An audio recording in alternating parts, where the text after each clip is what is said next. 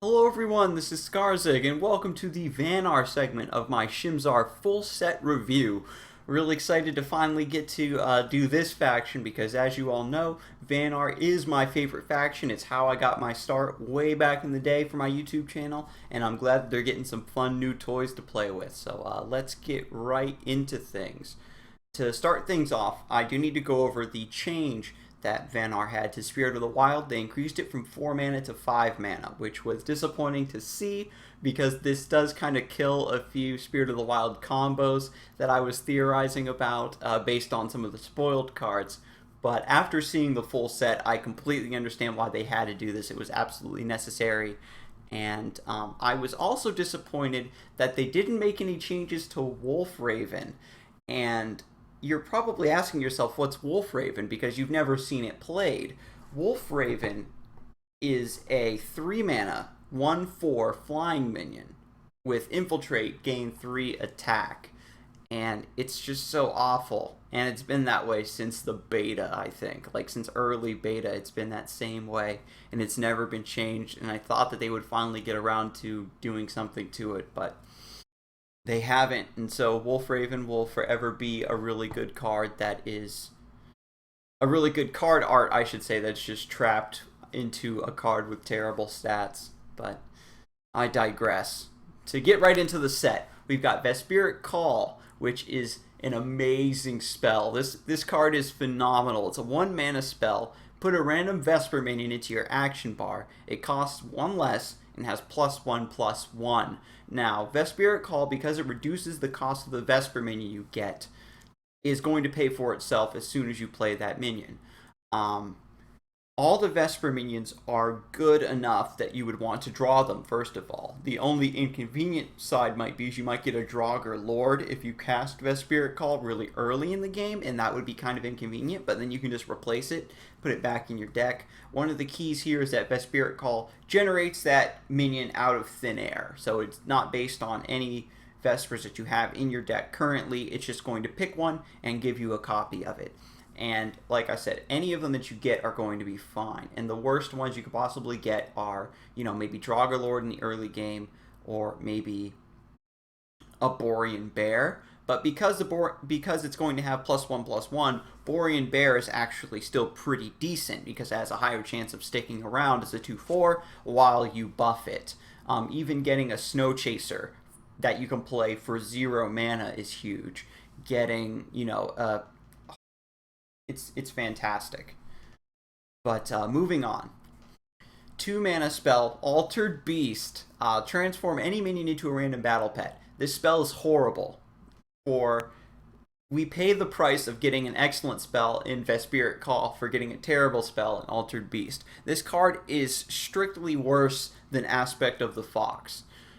Even if this spell only costed 1 mana, I still think that it would still be too bad to play. Because if you want to cast it on your opponent's minion as a form of removal, there's a chance they could still get something like Yun or Rar, like a really, really strong battle pet, and then you're minimizing the threat if it's something that's really bad, but they're still getting something really useful out of the deal. So Altered Beast isn't going to be worth the cast on your own stuff because you might get something really, really bad. Altered Beast includes all of the entire battle pet pool. It doesn't include the random battle pet the way other cards in the set do. This includes every battle pet, so you can transform a minion into a completely different faction's battle pet and stuff. So there's a wider pool to draw from, but a lot of battle pets are still really strong. And again, there's always that chance you're going to get Yun, Rar, Dex, Psy,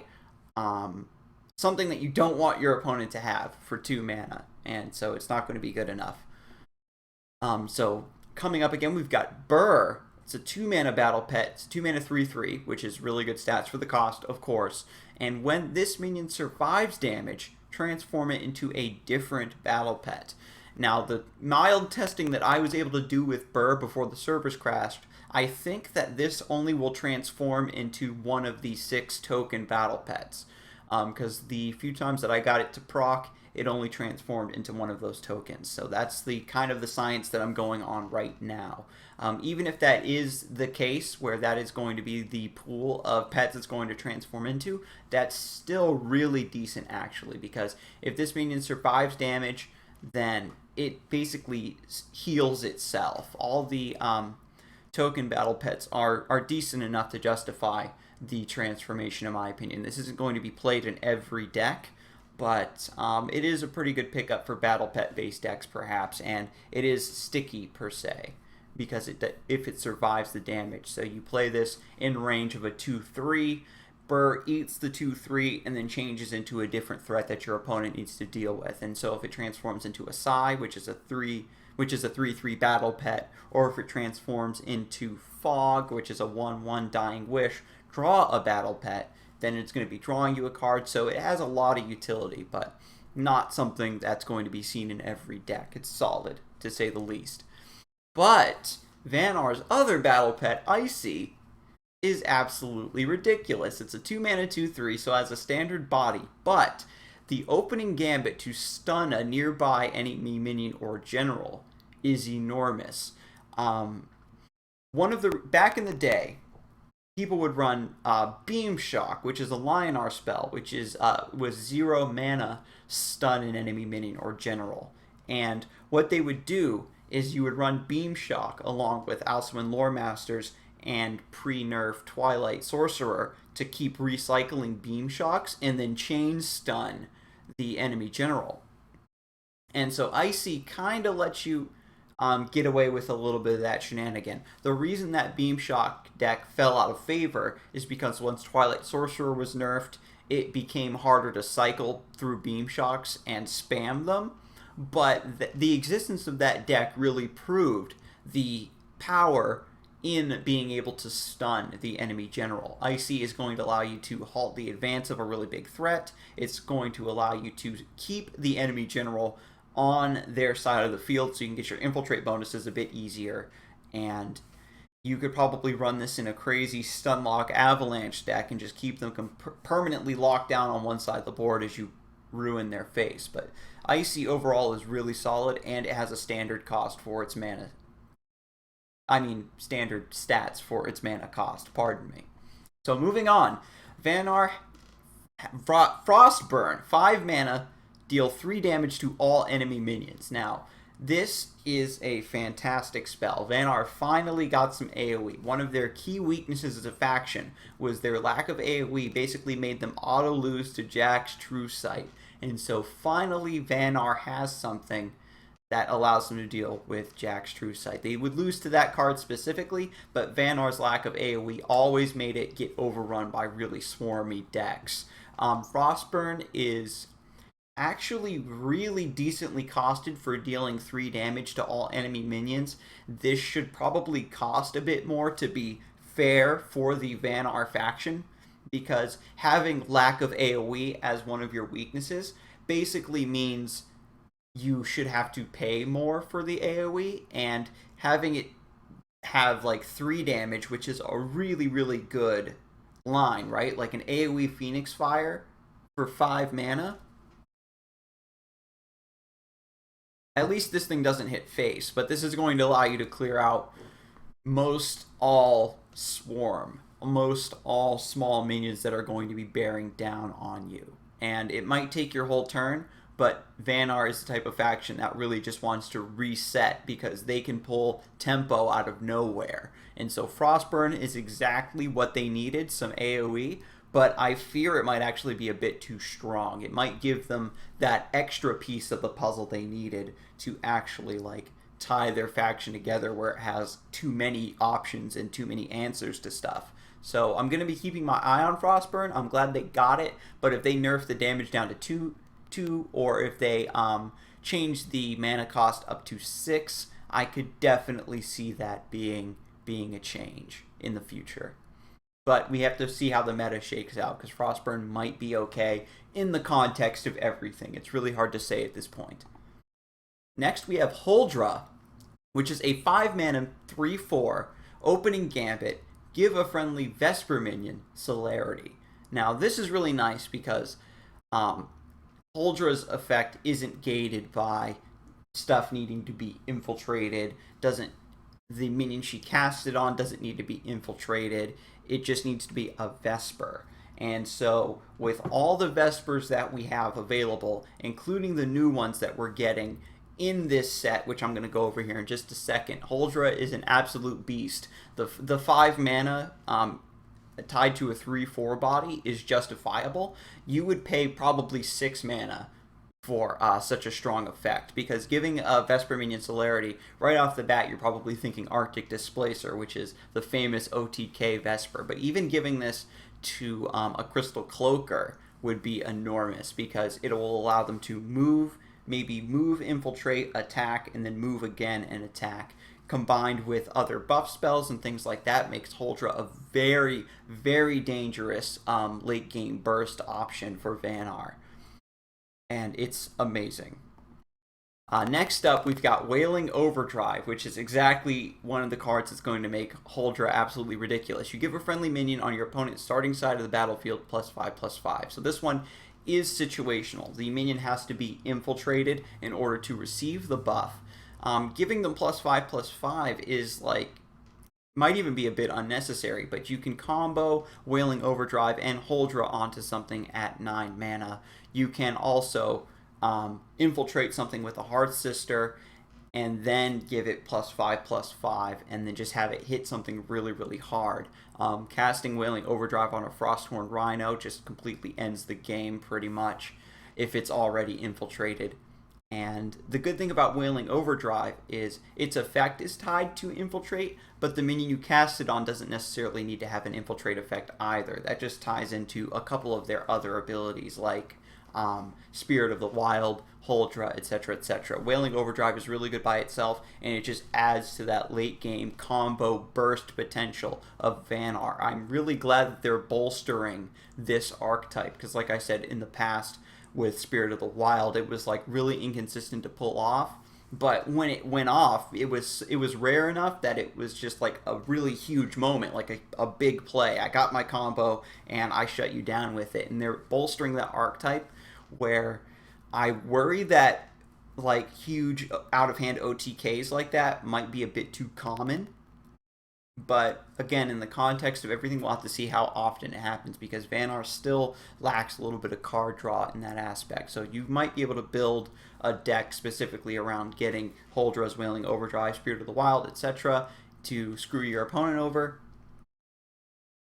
And they might be able to develop enough of a threat on their board, or get onto your side away from infiltrate range, that your combo is going to be useless.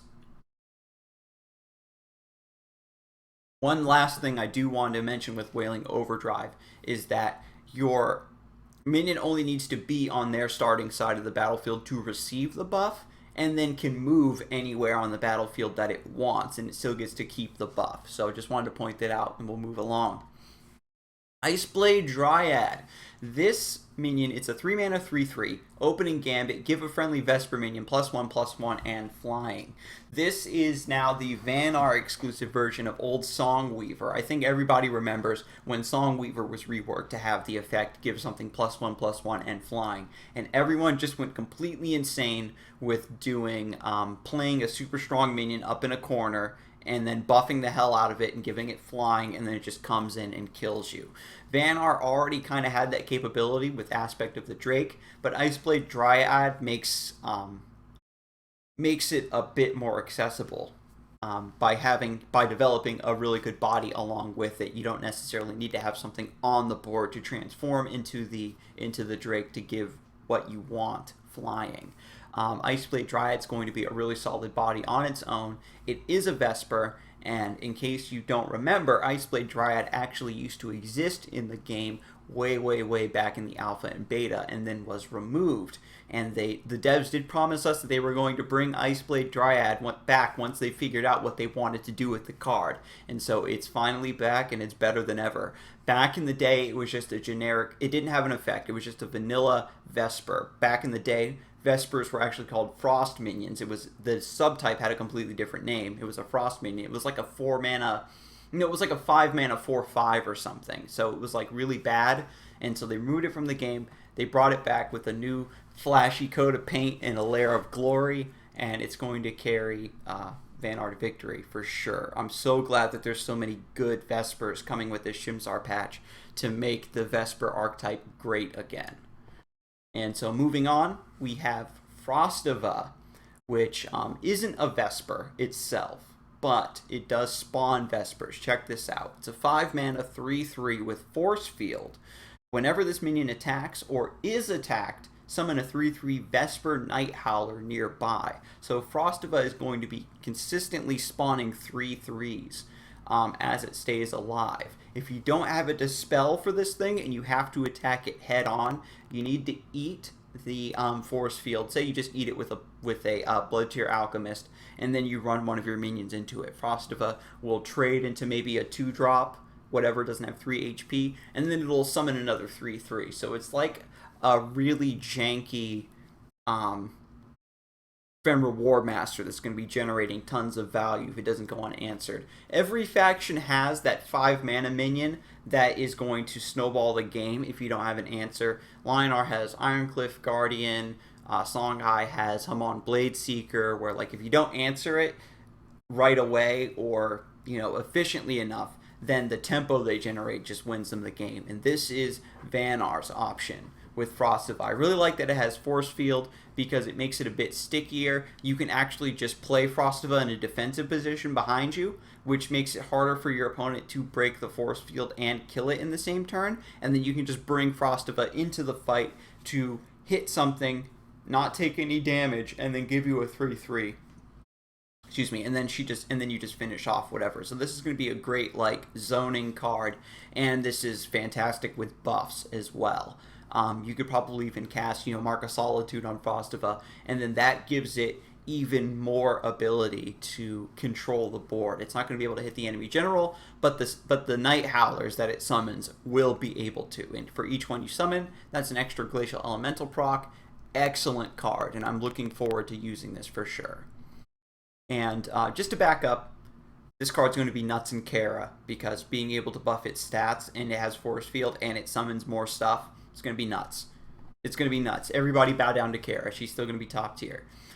So moving along, White Asp is a 4-mana Vanar artifact. Your general gains +3 attack, and whenever your general destroys a minion, you summon a 3/3 Blazing Spine wall on that space. It's the exact Blazing Spine that's spawned by the spell Blazing Spines. You get a 3/3, and this is going to combo with all of all of Vanar's new wall synergy, especially with Winter's Wake, which we'll get to in a second.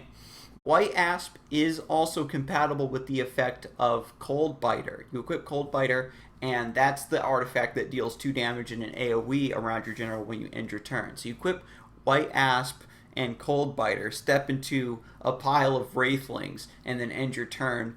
The Cold Biter goes off, slays everything, and then summons a bunch of Blazing Spine walls. So White Asp isn't going to be that good. It's +3 attack for 4 is decent enough, where you could really do some damage and slap really fat things with it, because you're going to be slaying 5-mana minions or less, 5 HP minions or less, I mean to say. And unfortunately, it discourages hitting the opponent's general. This is going to be strictly a control card, because you want to try to get as many procs of getting Blazing Spines as possible, so that you can combo it later on with their wall synergy cards. And so moving on, Lightning Blitz, which is one of the key reasons they had to nerf Spirit of the Wild. Lightning Blitz give all friendly minions +1/+1, and randomly teleport them to your opponent's starting side of the battlefield. If you can keep your opponent on their side of the battlefield, you play Lightning Blitz, move something over to their side of the field. More than likely, only if it spawns on like the very outer corners are you going to spawn in a way that you aren't going to be able to still reach them anyway. So I'm not even really worried about the randomly teleport aspect of Lightning Blitz. This makes it so easy to access the power of Spirit of the Wild. It makes it so easy to activate the power that's normally locked behind infiltrate bonuses for Vanar minions, and then this allows you to really easily activate Wailing Overdrive. You can do Wailing Overdrive after you play Lightning Blitz, and then you just go from there. This spell is going to be amazing, and again, it's another bolster for the combo Spirit of the Wild OTK archetype, which we'll see how that stacks up versus everything else. And so we have Winter's Wake, which is a card that was spoiled. It's an 8-mana legendary spell. You give all friendly wall minions +4/+4, and those minions can now move. So if you've stacked a bunch of Blazing Spines, and if you've stacked a few Gravity Wells that your opponent hasn't been able to deal with, if you've got a few Bone Chill Barriers still lying around that your opponent hasn't cleared, Winter's Wake is going to come out, give everything +4/+4. Those walls can now move, which is pretty huge. The key with Winter's Wake is to get true value out of it is going to be, one, you're in a scenario where your opponent is completely surrounded by walls anyway, which at that point you're probably winning the game really hard anyway, and so Winter's Wake might be a bit unnecessary. But if you could reduce, if you had Winter's Wake and Lightning Blitz in your hand, and then you were able to discount them both with Adjudicator, and then you could cast both of them. Wait, would that work? 7? Yeah, that would work. And so you get Lightning Blitz, Winter's Wake, and then just beat your opponent to death. But this card is going to be very situational. I'm glad that they're trying to give a bit of extra support to the wall archetype. The thing about wall Vanar decks wasn't that they were relying on the walls themselves. The walls were just there to keep your opponent locked down, to stifle their movement and gum up their plans so that you could just get to the late game a bit more consistently, and then that's when you start dropping like Ancient Grove and Pandora and whatnot to finish them off. So this gives you another win condition in decks such as those.